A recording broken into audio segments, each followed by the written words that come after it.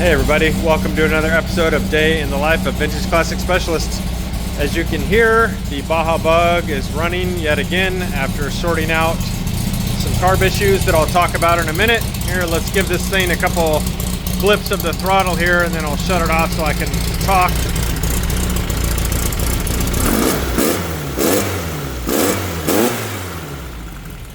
Sounds pretty mean for a 1776. Shut this thing off. There we go. Okay, that's better. Jeez. So, yeah, the aftermarket strikes again. And by that, what I mean, well, I guess I mean Impy, because this is their carburetor kit. And so, yeah, the car had this really terrible, I wouldn't even call it a flat spot. The motor would not run past about maybe, this car doesn't have a tachometer on it, so I don't know the exact RPMs, but by ear, probably, 2,500, maybe 3,000 RPMs. If you kept increasing the throttle to that stage, it would just die like it was totally running out of gas. And so I discovered yesterday after talking to AJ over at Low Bucket, formerly known as, he used to call himself Mr. Cadron, but he's kind of moved on beyond that. But anyway, he's probably the world's leading expert on these carburetors. And as I mentioned in the video yesterday, they were missing a hole in the Venturi, which is kind of like part of the progression circuit. So we put that in, or AJ drilled those in there for me. He's got a fixture for it, put the carburetors back on this morning, fired it up, and it wasn't really any better.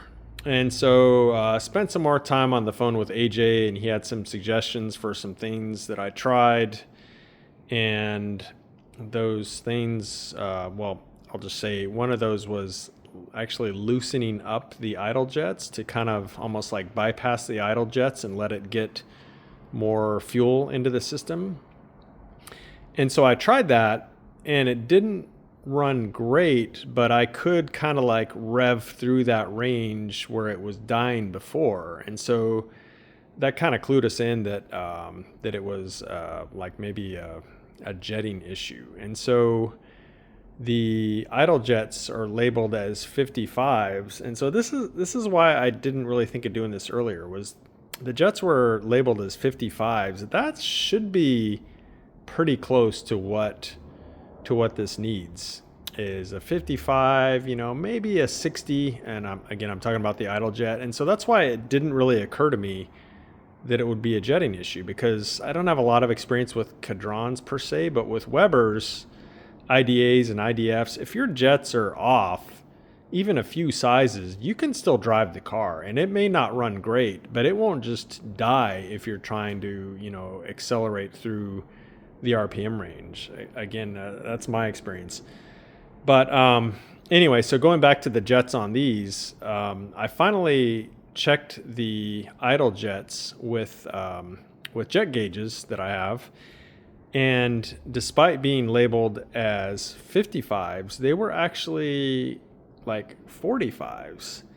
They were, I guess I would say, 2 sizes too small if you want to consider a size 5. So they were 2 sizes too small. So I took my jet reamers and reamed out both idle jets. And so while I was at it, I said, okay, well, if the idle jets were, essentially like mislabeled or mal-manufactured, whatever you want to even call that, I pulled the main jets, which were labeled as 130s, which is, again, probably a bit on the small side for this motor, 1776 with a nice free-flowing exhaust. I measured them, and they actually measured out as 130s. So the main jets were fine. But I went ahead and reamed them out to about 138s or so. Or maybe I might have went all the way up to 140, something in that range. And put the main jets back in, put the idle jets back in, and boom, that pretty much took care of the issue. So I think that the issue was a combination of the jets being way too small, especially in the case of the mislabeled idle jets, and probably also the missing holes in the Venturis, which didn't really fix the problem on its own, but I think adding that to the correct size jets is what got this thing to run right. So I guess the lesson for me is, and for anyone watching, is on these carburetor kits from Impy or probably anyone, check the jet sizes. If you have a set of jet gauges, or you know a shop that may have them or whatever that's willing to help you out, check the jet sizes. Don't necessarily trust what's stamped on them, because it could be wrong, and you could end up kind of chasing your tail thinking that the jets or whatever they're labeled, when in reality they may actually be quite a bit smaller, or I suppose they could be quite a bit bigger in some instances. I'm not sure, but in this case, yeah, they were small, way small by what was stamped on them, at least on the idle jets. So anyway, this thing runs good now. I took it out and drove it in the parking lot, and went way too fast in first gear to be in a parking lot, but I really wanted to kind of test this thing out. So I still need to do a road test on it, but I'm not too concerned about it because it feels really good now. Sounds good. So that was kind of annoying. So thank you, Aftermarket, for having no quality control at all and making me chase my tail. One of the other major things I did on this car today was, when you were making a left turn, this tire was rubbing really bad actually on this post here that comes out of the headlight. And so I started kind of taking some measurements and so on, and from this post here to the tire was literally a whole inch closer on this side than on the other side. And so if you turned all the way to the right, this one wasn't touching and had, a decent amount of space in there, but this one was hitting really bad. And so I spent quite a bit of time, kind of basically like blacksmithing on this bracket here to get that space in there, but still have the headlight, looking pretty similar to the other one, as far as, where it's located. In fact, I think it may actually even look a little bit better than the other one as far as how centered it is. But neither side rubs now, which is good. And so yeah, that actually kind of took a while because, just bending it, and again, combination of trying to increase the space between it and the tire and keep the headlight, relatively centered in the body there. It's kind of a pain in the butt, but yeah, got it. So one more thing I checked off the list of what this guy wanted done. The other thing was I put about 5 gallons of gas in it, and the gas gauge is acting super weird.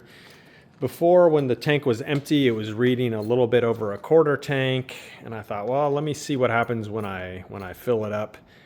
And when I filled up the gas tank to probably, maybe 2/3 or so, the gas gauge actually read lower. So started doing some research, and the sender that he has, that the customer provided, is completely wrong for this gas gauge. And so I made some calls to some different vendors, some different VW part shops, and kind of picked their brains as far as what sender should go with that gauge. And yeah, it's not the one that's in there. It's like not even close. So I need to order a new sender.